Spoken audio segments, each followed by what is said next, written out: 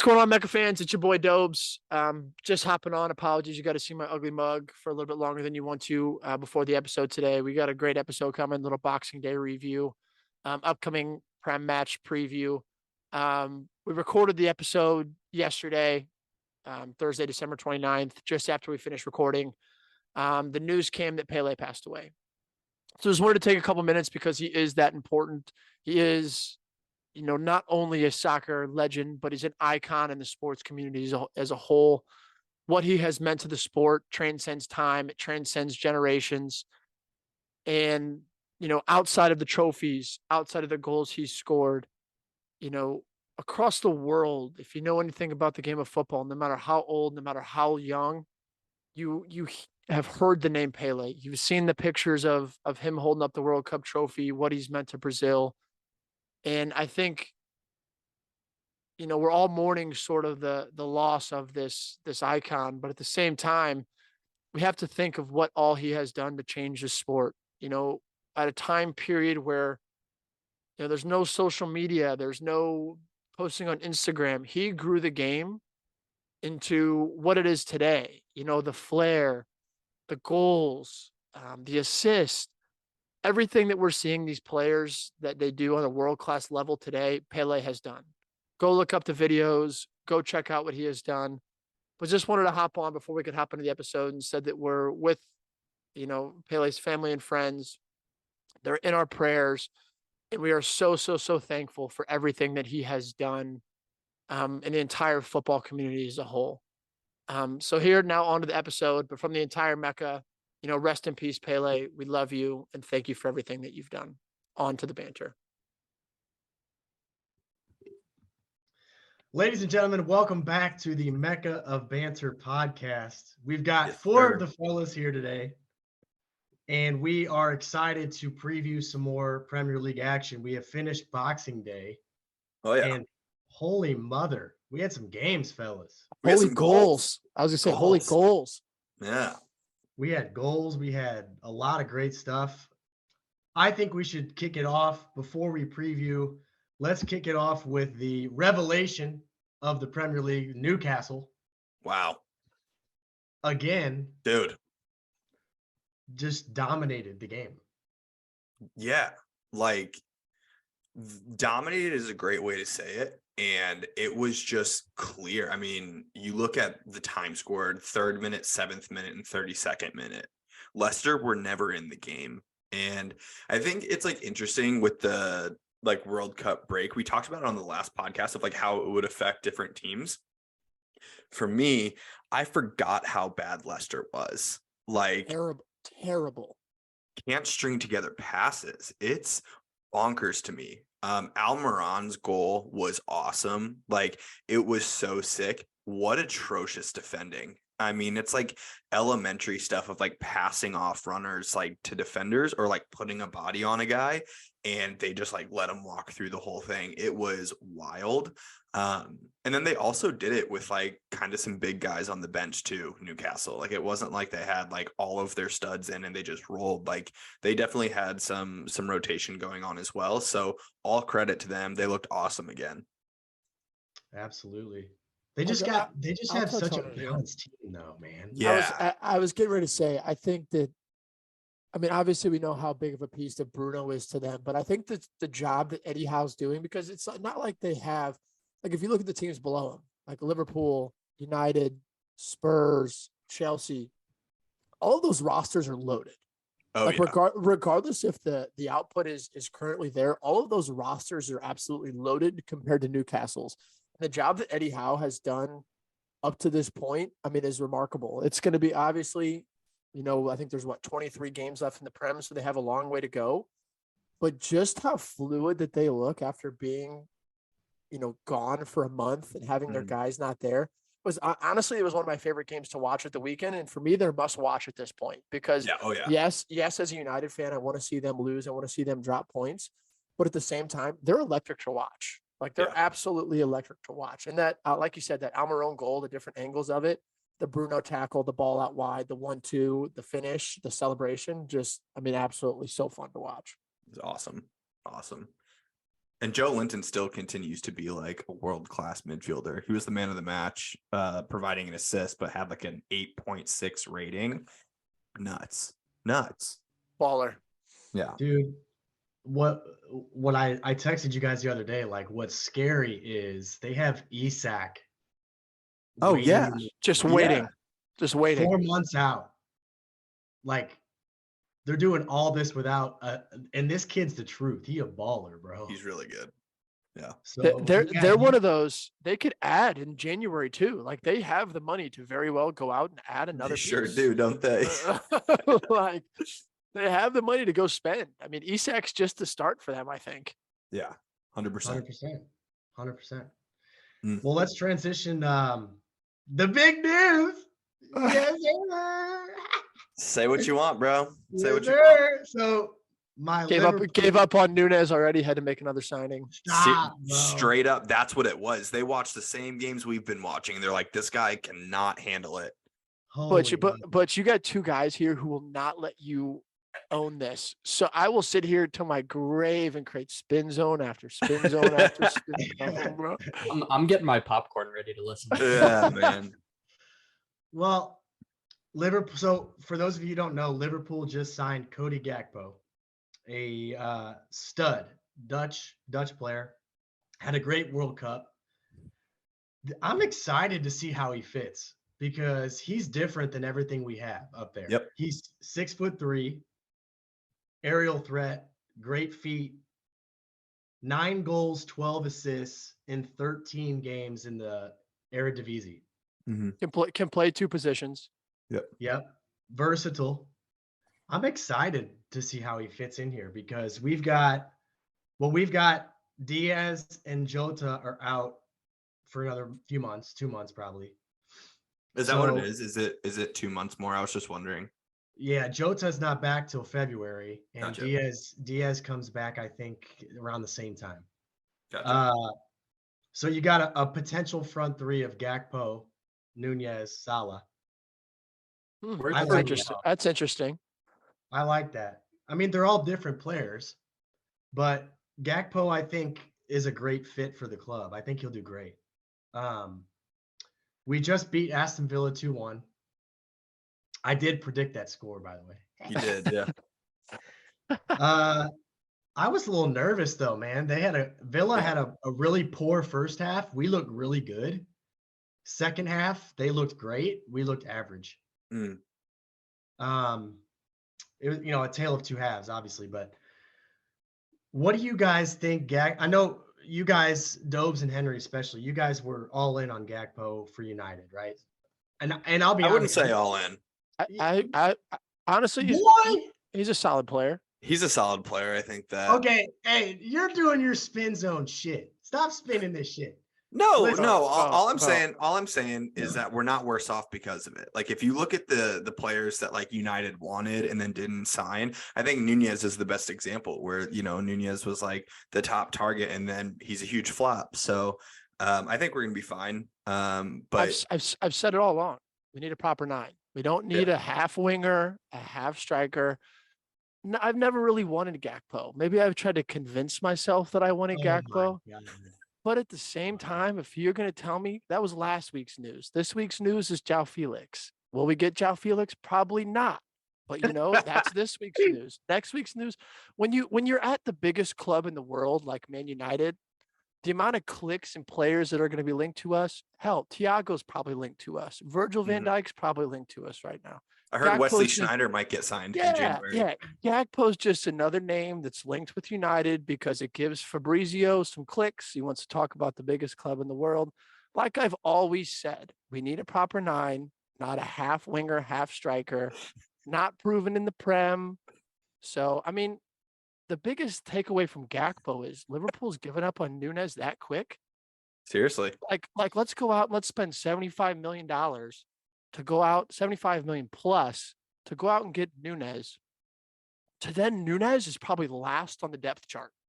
Like I would put Bobby, I would put Diaz, I would put Jota, I would put Salah, and I would put Gakpo ahead of Nunez.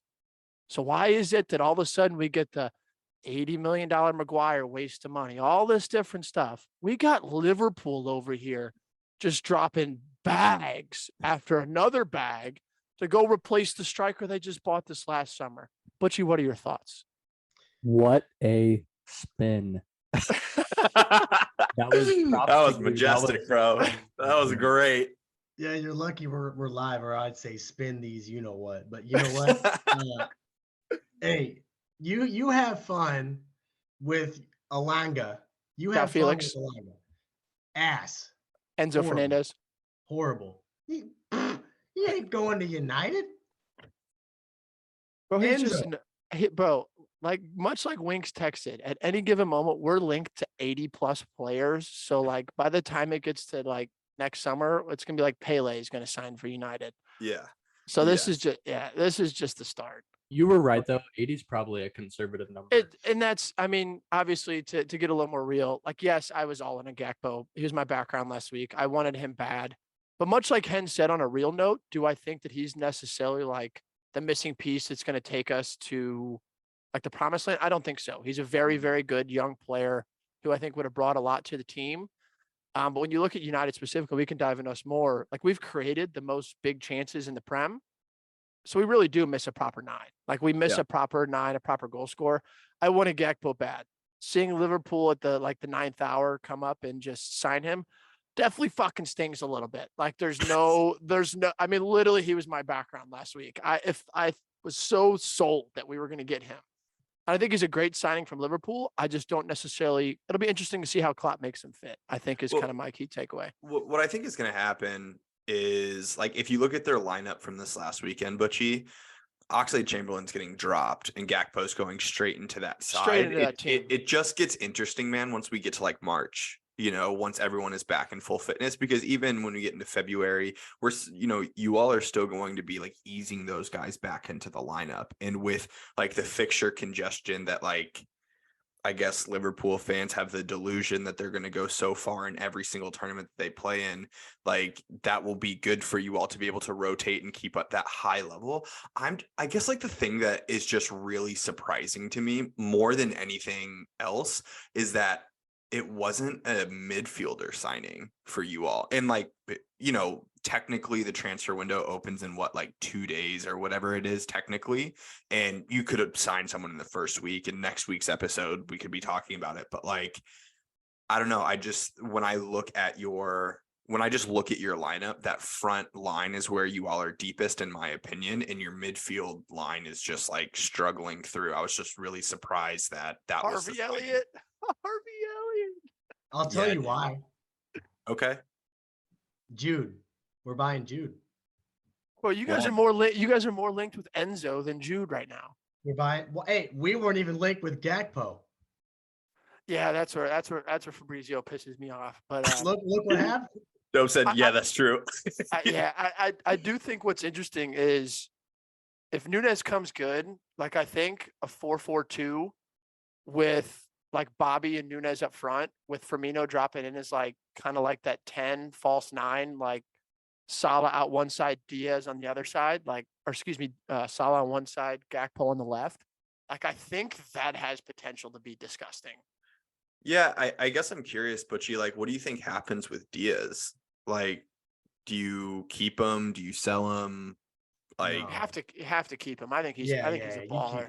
Yeah, he's a baller. He's so good. I think he's a baller too, but like you have Gakpo now, who is like leading production aside from Holland now. I think Gakpo is leading production of like goals and assists in all of Europe. So it's hard for me to imagine that he's not starting 80% of the games, if not more. So is Diaz going to be like chilling with that?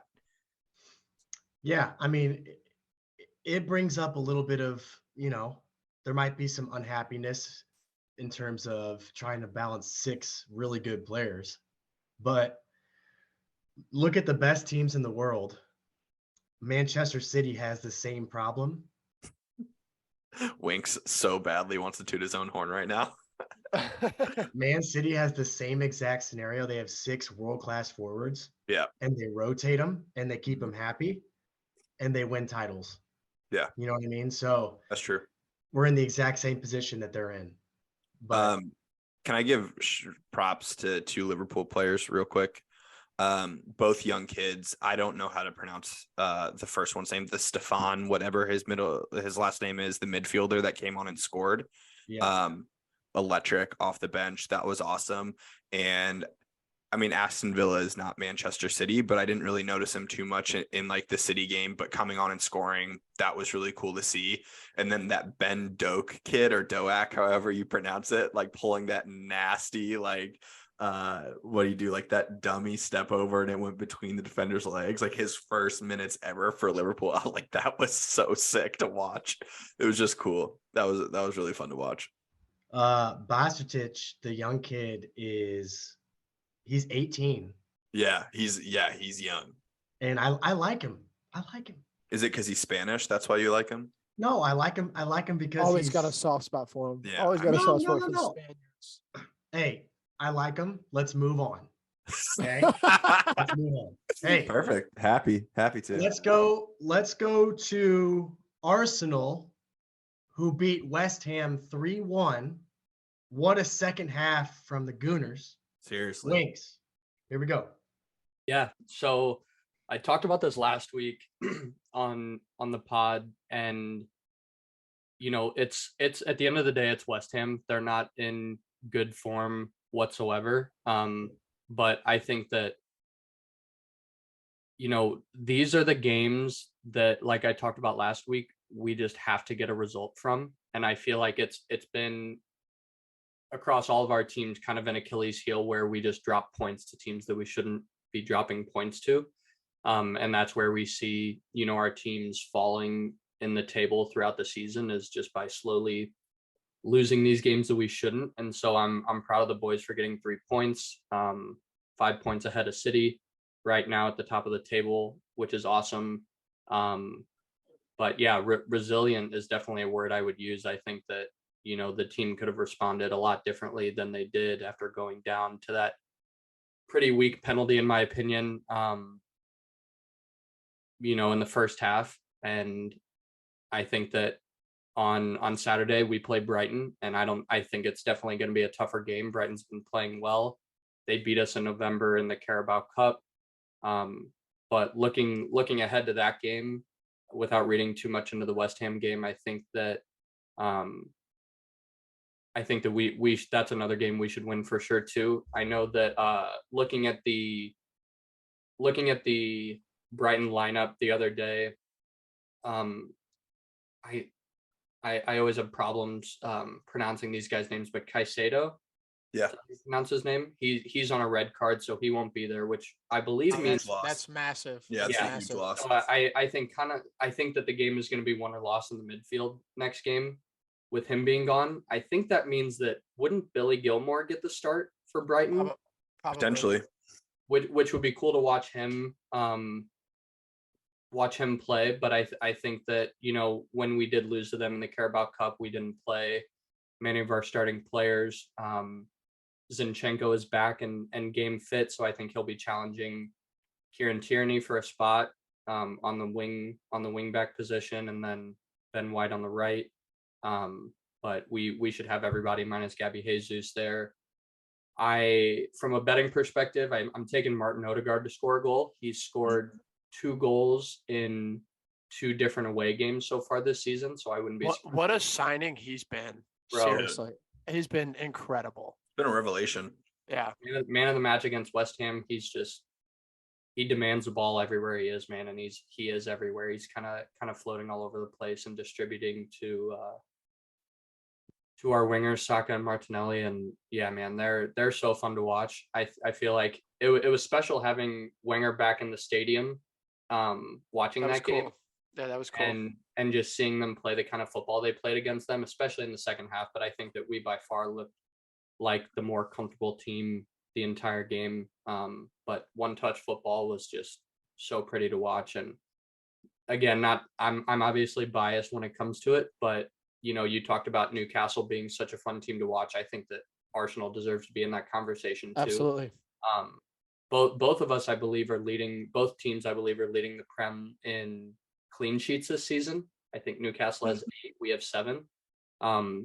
So we talk about Arsenal's front line and midfield producing a lot. But, I think that when Ben White first got pushed to the right back position, I don't think a lot of people were expecting us to be as defensively 100%. as defensively compact and skilled as we have been. So it's been great. Obviously it sucks with Tomiyasu hurting from a hamstring injury, but Ben White's done an incredible job. Saliba, Gabriel have been incredible as well. And even on an offensive side, Gabriel's been incredible in the boxing corners and stuff like that. But I think that, if our back line can keep guys like Trossard, on his heels and off the ball as much as possible, I think that, we have a good chance. Yeah. Thoughts on Nketiah? He obviously got a goal, which is what you want as a striker. But I don't know if you watched the post game at all, but it was kind of cool. It was like an extended post game for both like Monday and Tuesday games, or Tuesday and Wednesday, whatever it was. I don't know. It was like an hour long. They were like interviewing players and stuff, which was cool. But one of the things I was really surprised to hear from all four of the analysts was that Arsenal should not sign a number 9 in January, which I thought was just a really interesting take, knowing how adamantly we talked about that last week of how we all would do that. If we were in charge of Arsenal, we would sign a number 9. So what were your thoughts on Eddie, and what are your thoughts now with like signing a 9? So it's interesting, and I hope that he continues to prove both myself and everybody wrong. Obviously, you want him to do well, and he's done well for us in Europa League games when he has played. Obviously, hasn't gotten a lot of playing time much this season, but I'm happy for him. The only problem from like a player management perspective, when you have another player playing that same position on your team, I feel like that naturally pushes, however many players you have in that position, it pushes them to want to succeed more because they're fighting for a position. And right now, Nketiah is kind of like the sole player for us in that position, with Gabby Jesus being injured. So I disagree with them, and still think that we need somebody. At least, I think the João Felix thing, I know Dobes and I were talking about it, would be it's always dangerous to sign somebody on loan with an option to buy. But I think that a loan player may be the smart move here until Gabby Jesus can get back. But I definitely think we still need somebody to kind of push Nketiah and remind him that he's still got to fight for that position. The loan move Butch as a coach, what do you see? I'm interested to hear your take. Well, my question to you before I answer that is, you have the transfer window comes up in 3 days. So who do you buy? If you're Arteta, who do you buy to push Nketiah? Yeah. I mean, we put a bid on Mudryk. I know that they want more for him than what we initially offered. So we'll see. I think that he's a young, incredible talent with, proven success in Champions League games and things like that. And I think that in a young player, that's not, and I'm talking about individually, obviously not from a team perspective, but that's not always easy to find for that price tag. I feel like most of the time when you're signing those kind of guys, it's going to be 80 to 100 mil, if not more. But I think that's what it's going to be. I don't think that it's going to, I think that if you sign him in January, it's going to be 60 to 70 to 80. I don't see it being. And I've seen those reports, saying that like the team thinks that he's a more of a price tag like Grealish than something like Antony. And I don't know. I'm not a technical director. I'm not a sporting director, so I can't, make those exact decisions, obviously. But I think that he would be great. He would be fun, young. I believe he's Ukrainian, right? Yep. And, having Zinchenko on the side too, I think that would help him mesh with the guys really well. Obviously, Zinchenko's loved by the club and the players, but if it's not him, João Felix would be such a great fit. And I know we just talked about the loan with the option to buy being dangerous, but man, he would be so fun Yeah. on that team. He would be I still think, and I very much, I mean, obviously as a massive Arsenal hater, I very much enjoyed watching Arsenal this past weekend, watching them go down 1-0 and still sort of turn the screw and go through the gears of going through the game. That one-touch football between Xhaka, between Odegaard, between Martinelli and Saka. Like, it was so fun to watch. And then when they finally scored, you could see just the floodgates open. But based off of watching them play West Ham this past weekend, I mean, I know Winks, you and I were talking about it. Like, João Felix is the perfect player for that system. Mhm. He's that guy that Butchie, you were talking about it. He plays in Atletico Madrid. He's a possession-based player, and he's playing in an Atletico Madrid side that keeps like 35% possession during the game. And you watch the way that Arsenal looked this past weekend. It kind of looked like, I don't want to say necessarily the Arsenal of old yet, give them that kind of compliment, but we all remember that the Fabregas days where we used to see them, the Wilshere, just the pinging back and forth, the 1 and 2 touch passing. And I do think that like that João Felix signing could, like, I genuinely think that could be a title deciding signing. Like, I think that if they bring in somebody like that, a possession based player who's a proper 9, who can score, who can also get involved in the link up play, him, Saka, Martinelli, Odegaard could have a field day. Yeah. I mean, I want United to sign him, but I do just think we don't necessarily play that style yet. Like, we have moments where we play that 1-2 touch, but we're more of a counter-attacking team. As to where Arsenal's a few years ahead of us in their rebuild, and they have that fluidity and that 1 and 2 touch passing in the final third. And if they get João Felix, oh my God, they could be scary. Yeah. Yep. Could be Yep. gross. Yeah. It's one of those things, like, I don't want to get too excited about it. Yeah, of course. Well, No. Winks, to answer your question, like you asked, what would I do as a coach? I would not in any way buy Mudryk right now. No. If you buy a kid, yes, he's talented. He doesn't have any experience, right? He's super young. He's 18, 19, right? That's what's crazy about the price tag too. Yeah. So Nuts. if you're Arsenal, you lose your experienced forward, Jesus. You have an inexperienced Nketiah. You don't bring in another inexperienced young player when you're 5 points top the league trying to hold your lead at the top of the Prem. You have to bring in experience. So João Felix, he may be 23, 24, but he's been around those environments where, like, he's played for titles. He's Played in played big in really good games. sides. Yeah. He's played in big games. So he may be, quote unquote, still in a young stage of his career, but he has a lot more experience for me than a guy like Mudryk. I agree. So I would go all in on João Felix. Like Dobe said, the potential in that team is high the way he plays. I would go all in on it. I would pay $12 million loan fee. I don't give a shit.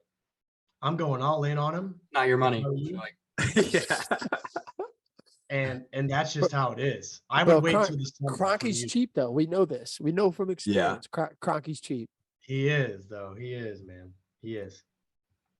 Last but not least, we got United, who played Nottingham Forest. Tricky trees. A nice 3-0 trees. dub for these Red Devils of United here. Go ahead, fellas. Almost called it at 4-0. Almost called it. Yeah, I had 3-1. We were so close, man. Do you want to start off? Give us the thoughts. I mean, sure, I can start it off. I think the biggest touching point from that game for me is Casemiro. I mean, he was absolutely everywhere. I kind of rewatched the highlights and rewatched most of the game. And Casemiro's absolutely immense. Like, for me, it's between him and Rodri at the moment for 2 best defensive midfielders in the world. I mean, he's just been incredible. But other than that, like, I think the kind of the changes was the things I was impressed with was Luke Shaw stepping in at center back, and he was, and I'm just going to say it, he was better. That was a better performance from him at center back than I'd seen from Harry Maguire for United in a long time. Yeah. And I genuinely think that if an injury happens, I think you can slide Luke Shaw in there and he will do just fine because he was excellent. A couple other standout performances for me. I thought Aaron Wan-Bissaka, he wasn't great, but he did his job. There's been so much conversation about him recently, whether we're going to keep him, sell him. I still think we have to get rid of him because long-term solution, I don't think he's a right back for Man United. But I do have to give him credit because he did step up and play well when we needed him to. And I think it's just a little bit of Marcus Rashford doing what Marcus Rashford does. The set piece, Christian Eriksen, straight off the training ground, Marcus finish. Honestly, I don't think there's too much to talk about. Solid performance. We'll take the 3-0 win. We look great at moments. The moment that we had to take Martial out, the game changed. Rashford didn't look as great as a 9. But I do think there's a lot of potential and some stuff to build on, especially, Varane. How about him coming back one training session, says, I'm playing, which we haven't had anybody with that mentality in a long time. It says, I'm Yeah. going straight back in the team. Yep. So I'll take the 3 points. I mean, I think as we start to build, it's going to be huge getting Lissandro back. Two World Cup winning center backs is our pairing now, which I think is great moving forward. But just a solid 3 points. I mean, not a whole lot to talk about other than, at least from my opinion, pretty straightforward victory. Not a whole lot to talk about other than the performances from Casemiro. Yeah. The only other thing that I'll call out, 2 things really. We said it in the preview, but it's Nottingham Forest. It wasn't against City. Terrible. Terrible. They also weren't great. But it is really cool to see finally, after years of United just being so poor, to see an identity, to see a defensive identity, to see an offensive identity, and to start see things that we want to see as fans. My big question mark of the game was what is Antony doing? He seems so out of confidence right now. And granted, leading up to the World Cup, he missed the 5 games leading up to it. So he was out with an injury, and then there was a knock and potentially not wanting to come back and re-injure it, all that stuff. But since coming back, and even when he was playing in the World Cup, there were so many times that I was watching him just not impressed. It's the same thing right now. You watch him play, and then you watch Garnacho play, and you just size them up and say, which would you prefer? You're always going to lean Garnacho. So I think, especially if Sancho comes back and is, 75% of the player that he was at Dortmund, Antony might be knocked down the depth chart, which similarly, as we were saying about Nunez, of spending a ton of money. Yeah, spending a ton of money on a player, you want him to work out. And he's also, what's up, dude? You could have said it. You didn't defend it at all. You just sat there. You just took it. Keep going. Typical, whatever. But he's a young kid as well. We've all taken our shots talking about how one-footed Antony is. I just wonder if it's as simple as that, and that's why it's not going to work out. And granted, it's one poor game in a spell of really good games that he's had for United. So I'm not getting too far ahead of myself, but just the eye test for this game, I was he just looks lost on the pitch. And I also found it to be really interesting. We signed Antony because he was an out and out right winger. That's what he played. And then what was it, 20 minutes of the game, Ten Hag switched. They switched. Yeah. Rashford and Antony to put Rashford out on the right, which I thought was really fascinating. But yeah, like Dope said, it was 3 goals, 3 points. I honestly, this was the most relaxed I've ever been as a United fan watching a game. It was really nice. So scoring early too.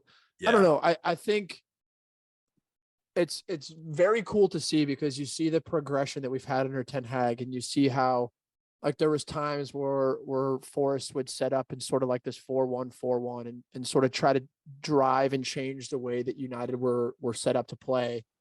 And very quick, we adjusted and hit those long balls diagonally over the top that just changed the entire game. And Forrest kind of had to switch their formation. So we never really noticed things like that under previous managers. But I think the one thing that you do see is, I don't necessarily know at this moment what more you can ask of Ten Hag. I don't think we have a side that's going to challenge with Arsenal or City. I do think we should finish in the top 4. But with saying that, it's Ten Hag has over a 70% win percentage. We're playing different style of football than we've played in years. We just don't have the players to play that he wants to play the way that he wants to play right now. We don't have a proper 9. We create the most big chances in the Prem.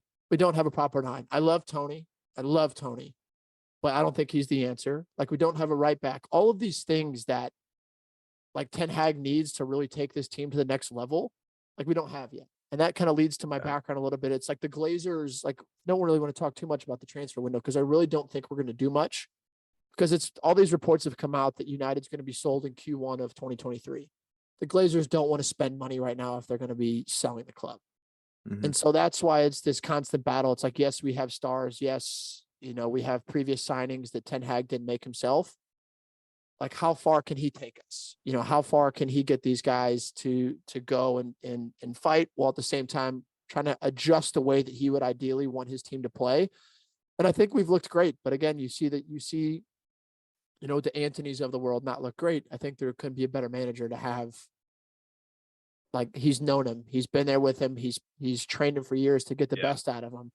And I think what you've seen him do is he started fixing the spine of our team, which we'd missed so bad. We didn't have two center backs that we trusted. We didn't have a defensive midfielder that we trusted. Now we have Rolls-Royce Varane, World Cup winning Lisandro Martinez, and arguably, I debate it with anybody, the best defensive midfielder in the world right now in Casemiro, who brings so much more than what he does on the ball, but the experience in a locker room. And so just changing the spine of our team has changed the entire output in the way that we can play. We can play a little bit more higher of a line because we can trust Lisandro, we can trust Varane, we can trust Casemiro to put those tackles in. And that's what we didn't have before. So it's like all positive signs moving forward, but I don't think that our club and this team take the next step until we truly back Ten Hag, because right now we're hindering him more than we're helping him. If we wanted Gakpo, we should have got him Gakpo. Yep. If he wants a right back, we should go out and get him a right back. Because you see Liverpool, you see Arsenal getting ready to spend money. You see Chelsea spending all this money. You see Newcastle getting ready to spend all this money. Like, who knows what else? I mean, City doesn't need to spend any more money. They're already world class. But like, all these clubs are going out and spending money. Ten Hag has us sitting in fifth, 1 point off of fourth. Thank you for that, Winks, by the way, because I definitely would have forgot that if it wasn't your background. 1 point off of fourth. So what more could he do at this point? I don't really know. I'm just going to be content with kind of where we are, back him until I can't back him anymore. We'll just kind of see what happens from here. Yep. Yeah. No, I mean, it's a good analysis. It's like you've gotten 3 good pieces. I think you're about 2 or 3 away from really challenging for stuff. And that's what's so frustrating, because you can see it. You can see the quality and where we're missing it. It's fucking Glazers just aren't going to spend money. Like, even the João Felixes alone, I don't think it's going to happen because the Glazers are cheap fucks and don't want to go pay his wages. I think he's on like $385 or something like that a week, which is still outrageous. But like, I mean, I would spend it. I would spend it tomorrow. Like, yeah. If it means top 4, spend it. It came out like yesterday, 2 days ago, that like we're only looking into loan deals. I'm like, bro, there's just not that many like loan deals out there that people are interested in doing. There's like, I texted you this morning. I was like, I wish that January was already over, because it's like, I mean, you guys the whole soccer world goes through giving the United fans their clicks, talking about who United's going to sign. We end up signing nobody. Just give us Memphis Depay on a free. That's all we're going to get. We'll move on to February and see what happens. Call it a day already. Yeah. Like, all right. Well, the last thing we could do here real quick, we can keep it short and sweet, but we can preview the New Year's Eve, New Year's Day fixtures for our clubs. Yes. Love it. Love it. And we can start off. My Liverpool Reds play tomorrow, December 30th, against Leicester City. I think Henry hit it on the head. Leicester is shite. No, I said that they were really good. They're probably going to beat Liverpool. They're shite. And it's at Anfield. I think we'll cruise. I think it'll be we'll win by 2 or 3 goals. Just a depleted Leicester side right now. Yeah. Oh, also, like, with that being said, James Maddison, like, he was injured before the World Cup break, didn't feature for England at all. And then Brendan Rodgers this week said that he might have like re-injured his knee at the World Cup. Like, are we going to see that kid play football like ever? It's a shame, because he's good. When he's on, he's arguably one of the best 10s in the Prem. Yeah, like, he's awesome. He's good. I'm with Butch though. I think Liverpool cruises here. I mean, Liverpool didn't look great before the World Cup break. That game against City, they actually looked pretty solid. And then we saw again at the weekend that when they're on, they're on. We didn't see that a lot. They were so inconsistent the first half of the season. but I do think that Leicester's just so fucking bad that even Liverpool can Yeah. cruise I hope past them. Gakpo plays. I don't know if he will, but I don't think, man. can he? No, I was gonna say, I don't think he can Oh, play can he till not play till January. January? Yeah, I don't think he he can play can. till He'll Oh, I January. guess the play. Eredivisie is just like on pause until like Yeah. January or whatever. Gotcha. Yeah. Yeah, he'll play. He could play on January 2nd when we play Brentford. Yeah, he'll definitely play then. But it would have been So- cool to watch against Leicester because like their back line is just so leaky. Even their keeper is leaky. So like to have him Yeah. in there to play passes, like get on the end of balls, like it would have been cool to watch. Maybe even Nunes scores this weekend. Who knows? Maybe. I'm certainly not taking the bet, but you know. All right. Okay. All right. Okay. So all right. what's your score line that you're predicting? 3-0. Cool. That's fair. 3-0. That's fair. Next up, 6:30 a.m. on New Year's Eve, we Mhm. have United away at Wolves. Yeah. Tricky, Uh, tricky. And go ahead. You can start us off. You said it before, but like Wolves seem to have our number quite a bit. They know how to hunker down. They finally got their first win under their new manager. They're coming in off of a high, and then they have our good friend Diego Costa up top to just ruffle the feathers of every single defender that we have. If Lisandro Martinez is back, what back. a shit house matchup that would be between the Butcher and Diego Two Costa. psychopaths. Would be nuts. Man, I see a tie here. I see a tie. I want the win, obviously, but I could see it being like a very low scoring tie, whether it's 0-0 or 1-1. I just think that Wolves know how to hunker down at home, and they're a bunch of dogs. So I just see it being a tie. Dubs? Yeah. It sounds crazy. I would, not that I'd take a tie, but I don't think a tie is a bad result here. I just think for whatever reason, like Wolves always gets up for Man United. They always do. And the midfield that they have with Neves, the upfront who they have, I think in the last couple of years we've seen that because we haven't had that spine to where we've gone down a goal or couldn't score. And I hate to keep like talking about it, but the difference here is Casemiro for me. Like we finally have that piece in the midfield that can compete with Neves, that can muck up that midfield, and then Eriksen and Bruno. I'm going to go 2-1. I think we win. I do think a lot of it's going to be because of bringing that center back pairing of Varane and Lisandro back. I think there's something like when Varane's in the team, United's only given up 4 goals. Wow. Like it's like in 890 plus minutes, we've only conceded 4 with Varane in the team. Rolls And then you Royce. get, yeah, I mean, he's just world class. And then you get Lisandro Martinez back after a World Cup victory.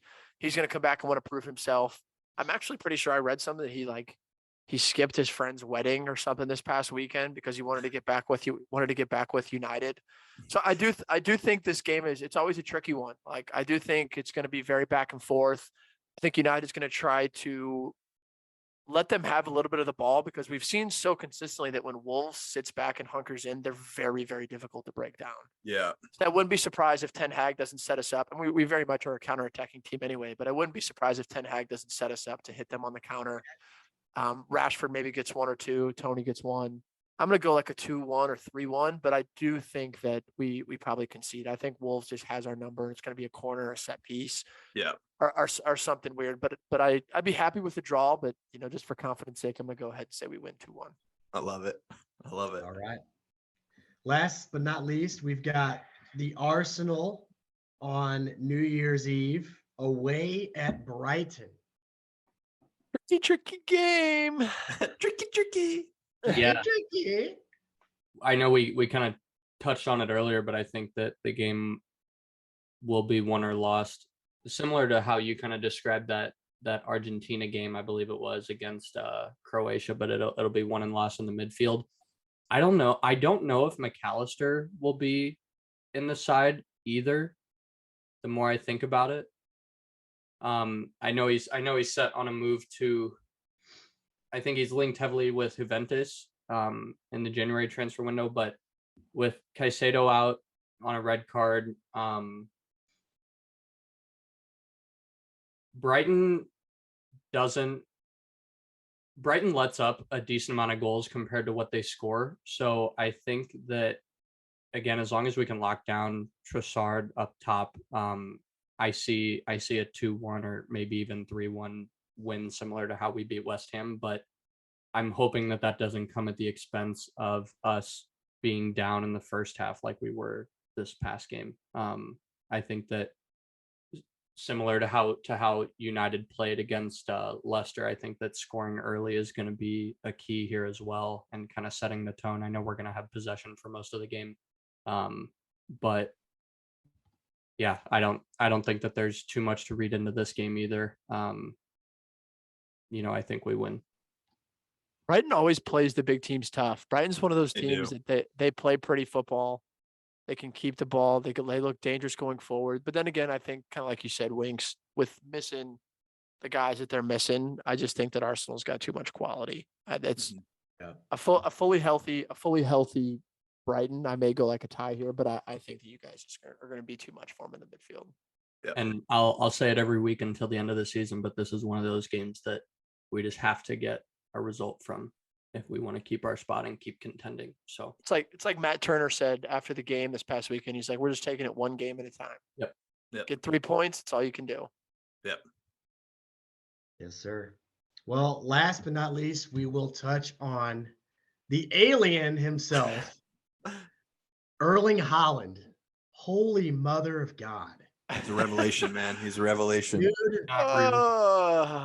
dude, a few weeks Frustrating. ago, I asked you guys, does he score 40? Fact or cap? And half of you said cap, half of you said fact. I said fact because this guy's a freaking extraterrestrial. And he scored 2 more. He's got 20 goals in 14 games in the Prem. It's gross. 20. Yeah. Bruh. That's awesome. That's the only way to describe him is just bruh. I did think that it was funny. What was it? JP in the Mecca said, man, he's really going to need to start scoring hat tricks if he wants to score 50, which is like a hilarious text to think like we're kind of talking shit. Well, he's not scoring hat tricks. So it's like, bro, he's bagging 2 every game he plays. It's He could have gross. had 4 this weekend. Like he Dude. very easily could have had 4. Yeah. Yeah. Dude. That City side is. I always hear Goldbridge was talking about it, how Arsenal's winning, but Arsenal's going to have to keep up with City because the team is just absolutely unreal, and it's perfect for, like, we saw Haaland's second goal where it's just like it's the easiest goal he's scored in his career. But that's what this City side provides to him is like the ability to put him in the right spot and score goals. Like that's 40 goals is. I think I texted you guys this. 40 goals is going to seem like nothing to him. Like, yeah. And it's kind of like, it's kind of dangerous. Like, I think that we've also like talked about with like this Messi and Ronaldo thing of how like guys that have been at the top of their game for so long, they're setting expectations that are so unfathomable, like for anyone. I think it's going to kind of be like this with Haaland, where like he might score, let's just say like, what did I say? 45 or something like a couple weeks ago. 41, I think. Okay, yeah, 41 goals this year. And then like let's say next year he scores 47 and then 47, 52, like whatever it may be, we're going to start expecting that like elite goal scorers score over 40 goals. And it's like, dog, that's not the case. And so it's just kind of interesting to watch someone who's like so early on in their career setting the numbers that they are, might change the course of what we expect, like what Messi and Ronaldo did. It's kind of cool. Yeah, he's just changing the number 9 game. I'll say this, I would take Mbappe 7 days a week over Haaland, but Haaland, the battle of Haaland and Mbappe for the next, I mean, let's hope. Like, I don't want to get too far ahead of ourselves. Let's just hope that these guys can stay healthy. I don't think it's a Messi Ronaldo necessary level of battle, but if we can watch Haaland and Mbappe just go back and forth for the next 5 to 10 years, is every football fan's dream. Like he's an alien. I want to give you guys one stat on Haaland here. Okay. His last 3 clubs, Salzburg, he had 29 goals in 27 games. Dortmund, Average 86 goals in 89 total games. Wow. City, 26 goals in 20 games. And Norway, 21 goals in 23 games. He is And 22 years old, Chad. remember when we were comparing Nunez and him? Oh my God. I You, guess you literally you said, "Here's a softball, Dobes. Here's a softball. Knock it out of the park." Too. I mean his like goal. I mean, do they have assists in there at all? I know he Well, doesn't get a ton of them, but like He doesn't doesn't get- have them. He doesn't yeah, have them. he I doesn't mean- get the assists Mbappe has, but dude, Haaland's a freak, bro. he is a freak. It is interesting though, because like they're such different players, and like even comparing them to like current players, it's really hard to do that. But Haaland has just like this killer instinct inside the box that like he does pop up in spaces, or like those 2 steps that he takes to get on the end of a ball. It's something that I've never seen in my entire life. Like even when I think of like Luis Suarez, who's like the best striker of our generation, in my opinion, like he's not that, like he combines plays, he can dribble a guy or two, he can score these ridiculous, like outside the box curlers, like all of this stuff. He's a tricky player. But Haaland's just different, so explosive, so powerful, makes such intelligent runs, even if it's 1 step and he's just there. And then Mbappe is just, it's kind of different. He flies down the wing. He almost like, this is going to be a really weird comparison. He reminds me a lot of like Luka Doncic for the Dallas Mavericks, and the way that they like control a game, in the sense like they slow the game down to their pace, and then when they're ready to explode, they explode.